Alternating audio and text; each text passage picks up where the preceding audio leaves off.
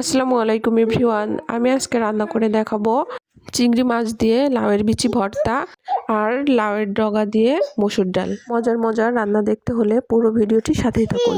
আমি প্রথমে রান্না করব লাউয়ের বিচি ভর্তা, আর তার জন্য প্রথমে লাউগুলো আমি ছোট ছোট করে কেটে নিয়ে এই মাঝখানের অংশটুকু নিয়ে নিচ্ছি।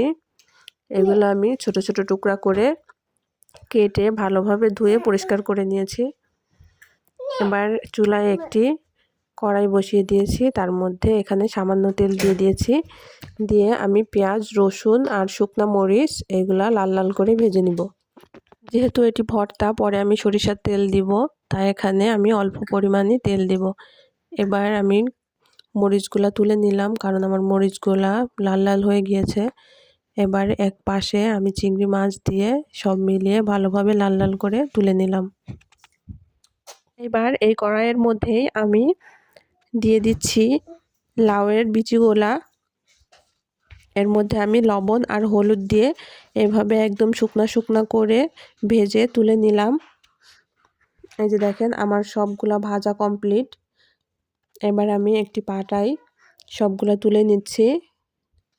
তুলে আমি একদম মিহিন করে পানি ছাড়াই আমি এটা খুব ভালোভাবে বেটে নিচ্ছি। এটা একটু সময় নিয়ে বাটতে হবে, একদম মিহিন করে। এখানে পানি ব্যবহার করব না, কারণ লাউয়ের মধ্য থেকে অনেকটা পানি বের হবে। এটা তাই আমি পানি ছাড়াই বেটে নিচ্ছি। এই যে আমার বাটাটা প্রায় শেষ হয়ে এসেছে। এবার আমি এটা একটি বাটিতে তুলে নিব। ভালোভাবে মিশিয়ে নিচ্ছি আমি। এবার আমি এর মধ্যে একটু সরিষার তেল দিলেই বাস রেডি হয়ে যাবে আমার চিংড়ি মাছ দিয়ে লাউয়ের বিচি ভর্তা। দেখেন, দেখতে কত সুন্দর লাগছে।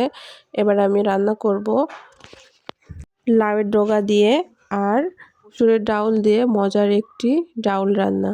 আর তার জন্য প্রথমে আমি ডাউল এর মধ্যে দিয়ে দিয়েছি রসুন আর পেঁয়াজ। আমি এটা মিডিয়াম সেদ্ধ করে নিয়েছি। এবার এর মধ্যে দিয়ে দিলাম ডাঁটাগুলা, যেন ভালোভাবে সেদ্ধ হয়ে যায়, সে কারণে আমি হাফ সেদ্ধ করে নিয়েছিলাম ডাল। এর মধ্যে লবণ হলুদ দিয়ে ভালোভাবে সেদ্ধ করে আমি চুলা থেকে নামিয়ে নিচ্ছি। এবার একটি কড়াইয়ে পরিমাণ মতো তেল দিয়ে তার মধ্যে আমি দিয়ে দিচ্ছি পেঁয়াজ আর রসুন কুচি। দিয়ে আমি এটা ভালোভাবে লাল লাল করে ভেজে নিলাম। একদম এভাবে লাল লাল করে ভেজে নিতে হবে।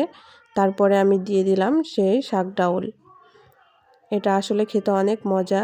আর আমার ভিডিওটি যদি ভালো লাগে তাহলে অবশ্যই লাইক কমেন্ট করে দিবেন, আর সাবস্ক্রাইব করে বেল আইকনে চাপ দিয়ে রাখবেন। তাহলে আমার নতুন নতুন মজার ভিডিও আপনাদের সামনে পৌঁছে যাবে।